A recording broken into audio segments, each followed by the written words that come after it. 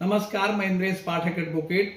आज मैं आपको बताता हूं कि पीड़ित लड़की जो ससुराल जनों द्वारा प्रताड़ित की जा रही है, उसको संबंध में क्या उपचार करें।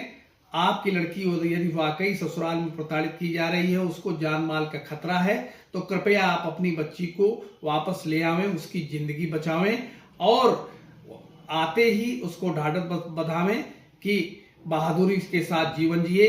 और सबसे पहले दोषी जनों के खिलाफ FIR पंजीकृत कराइए। जो उन्होंने घरेलू दहेज मांगा है, घरेलू हिंसा कारित की है, इस संबंध में FIR कारित कराइए।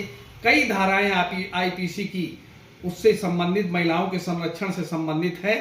अब तो IPC की धाराएं BNAS में नया कानून बन गया है और भारतीय न्याय संहिता के तहत जो 498 थी, अब वह धारा 85 हो गई है।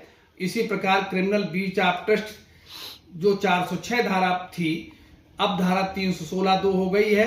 इसी प्रकार BNSS की धारा 115 में मारपीट, 352 में घर में अपमान किया गया, 79 गाली गलौज और 109 अटेम्प्ट टू मर्डर। इसी प्रकार धारा 74 औरतों की लज्जा भंग आदि धाराएं हैं। अनेकानेक धाराएं जिनसे पीड़ित बच्ची के सुरक्षा के लिए FIR करा सकते हैं और दोषी जनों को के खिलाफ कार्रवाई कर सकते हैं।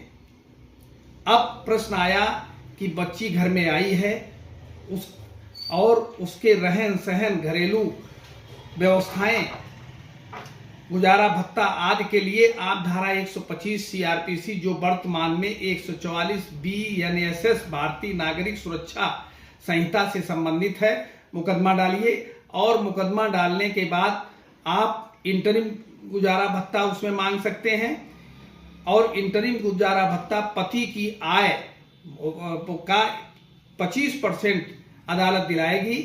अगर बच्चा है तो 12.5% प्रतिमाह अतिरिक्त मिलेगा। कुल मिलाकर पति की आय का 37.5% प्राप्त कर सकते हैं। इसके पश्चात आप घरेलू हिंसा का मुकदमा डालिए, क्योंकि घरेलू हिंसा में मारपीट आए दिन की गई है बच्ची के प्रति। दोषी जनों के खिलाफ 1 वर्ष का सजा का प्रावधान है और उसमें सास ससुर और नंद नंदोई सब प्रताड़ित जिन्होंने प्रताड़ना किया है, सभी के खिलाफ मुकदमा बनता है। उस मुकदमे को करिए। उस मुकदमे में भी इंटरिम व्यवस्था है। धारा 12 घरेलू हिंसा अधिनियम के तहत मुकदमा होगा। इसी प्रकार यदि पति की तरफ से कोई अग्रिम कार्रवाई, अग्रिम मुकदमा पारिवारिक न्यायालय का किया गया है, धारा 13 या सेक्शन 9 विधायी का मुकदमा किया गया है, तो आप उसमें धारा 24 की एप्लीकेशन के तहत सबसे पहले एप्लीकेशन ये लगवाइए कि हमें मुकदमा लड़ने का, वकील खर्चा का, गुजर बसर का प्रतिमाह दिलाया जाए और एक मुश्त दिलाया जाए। और वो एप्लीकेशन आप पर आपकी प्रथम सुनवाई की जाएगी। इसके बाद आप जवाब, दावा, आपत्ति, साक्ष्य प्रस्तुत करिए।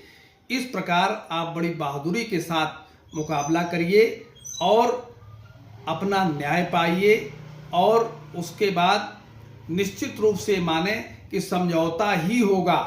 और समझौता यही 2 प्रकार से होता है, रहा जाए या पति के साथ न रहा जाए।